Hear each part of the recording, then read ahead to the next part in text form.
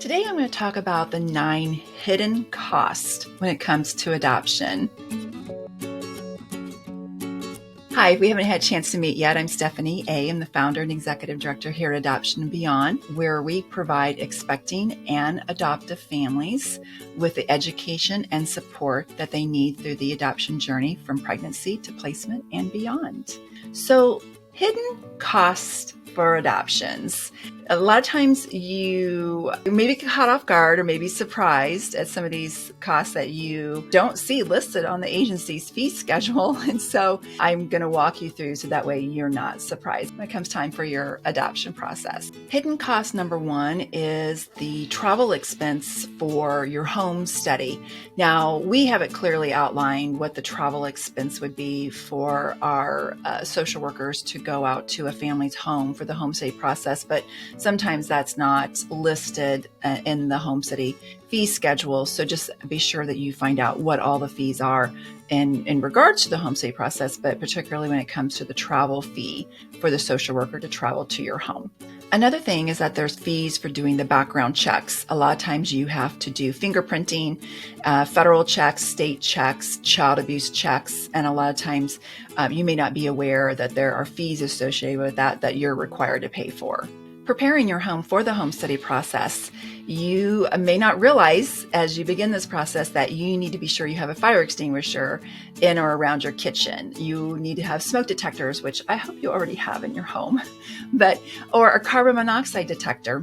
Just this week, we had a family ask whether they need to have a carbon monoxide detector in their home because they don't have any gas in their home. And the answer is yes, you do. Because not too long ago, and some of you who may be watching this may be saying, oh my gosh, Stephanie, seriously. But we sometimes had opened our garage door, had our cars in our garage, and had started it to try to warm it up. Well, that set off our carbon monoxide detector because even though our garage door is open and you think that the exhaust is going out, it also was trickling into our house as well. So we now no longer do that. In fact, we can't even get our cars in our garage. So they are outside. But just know that yes, you do need a carbon monoxide detector even if you don't have gas items in your home because of stupid things like starting your car up in your garage to warm it up with the garage door open. So that is something you want to be sure you have. And then also just knowing that you need to secure your pool, any hot tubs or jacuzzis and things like that, or even securing your fireplace. Oh, also securing any firearms that you have in your home.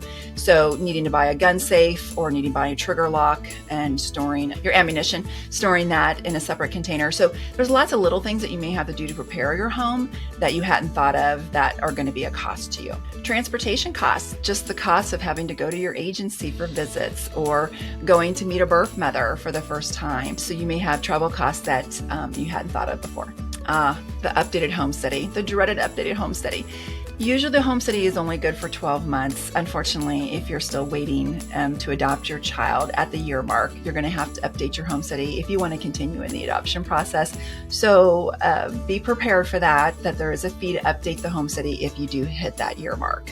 Another expense is getting the birth mother a gift when she's gone through the placement. Also, just when you're meeting her for the first time, just bringing her some flowers or just a little, particularly if you're traveling from another state, bringing something that's special to your state, to her and her state, and just mainly just the gift after placement as well. Just a small little gift, but there, of course, is a cost to that. Speaking of adopting out of state, if you do need to go to another state, you're going to have the expense for the travel to the other state. You may have to get a flight one way really quickly. And of course, one-way flights are more expensive than round trips, but you don't know how long you're going to have to stay in the state. It could be a week or two before you're able to come back home with your baby. So there's the hotel stay or an Airbnb stay in the state that you're going to be doing picking your child up from. So you're going to have those. And if you're out of town and you have pets, you may have to board those pets. So there may be expenses for that. So there's other expenses such as the travel to adopt out of state. So those are some of the 9 hidden costs that you may run across with adoption and to think about, so that way you're prepared for those before you hit them. Thank you again for joining me, and just rest assured you're in the right place to build your family through adoption. Thanks so much. Bye.